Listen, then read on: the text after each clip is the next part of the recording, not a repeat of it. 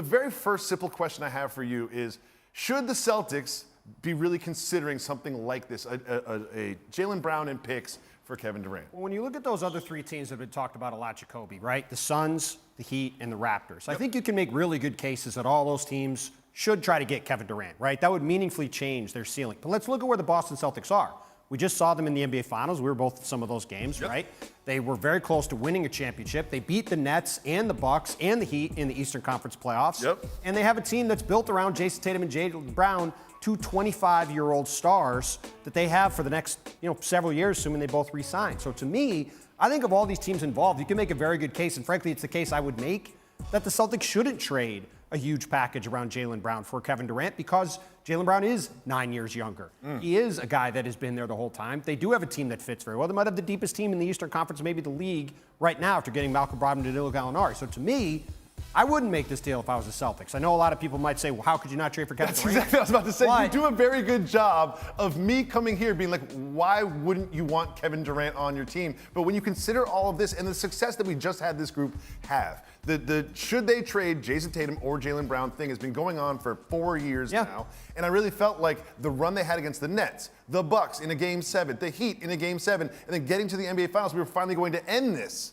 But it seems like Mr. Brown, based on his 3-letter tweet, might feel a little annoyed that this is coming back up again. Yeah, and I can understand that if I'm Jaylen Brown, right? He's an all-star forward. He's been one of the centerpieces of the Celtics for years now, and this is the third time his name has come up in these kind of talks. But who has his name come up in conversations about? First it was Kawhi Leonard, then it was Anthony Davis, and now it's Kévin Durant, right? What do those three guys have in common? They're three of, at the time, the 5 or 10 best players on the planet. Oh, top 5. At that time, so all three of them were top 5. So it's certainly not that the Celtics are throwing Jaylen Brown into one trade after another to try to move on from this guy. But naturally, if you're going to trade for someone like Kévin Durant, you have to give up something. It's why Phoenix, all the Phoenix packages begin with Mikal Bridges. It's why the Toronto packages all begin with Scotty Barnes or Pascal Siakam or OG Anunoby. You're talking about elite young players because to get a guy like Kévin Durant, you naturally have to give something up. So I understand why Jaylen's frustrated. I would be if I was him, but at the same time, if you're going to make a deal like this, you have to give up something, and he's the natural thing to start a package. And they're also just doing their jobs by having the conversation, right? We're not reporting a trade. We're just reporting that they talked. So let's say that you are Sean Marks.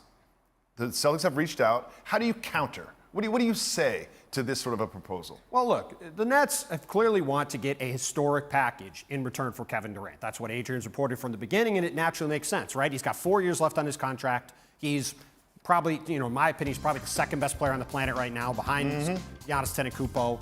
He's easily, if not the best, one of the top 2 or 3 players. So you're going to ask for a mountain in return. Ton of picks, young players, star players like Jaylen Brown. You're going to want the whole package. And the thing about what the Celtics have to offer is they don't have any bad contracts.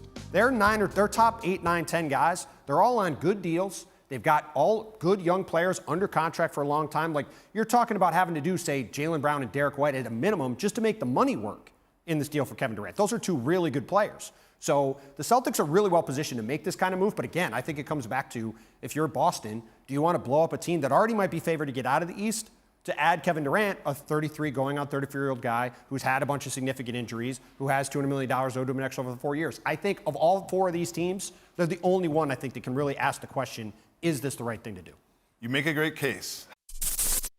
Thanks for watching ESPN on YouTube. For live streaming sports and premium content, subscribe to ESPN+.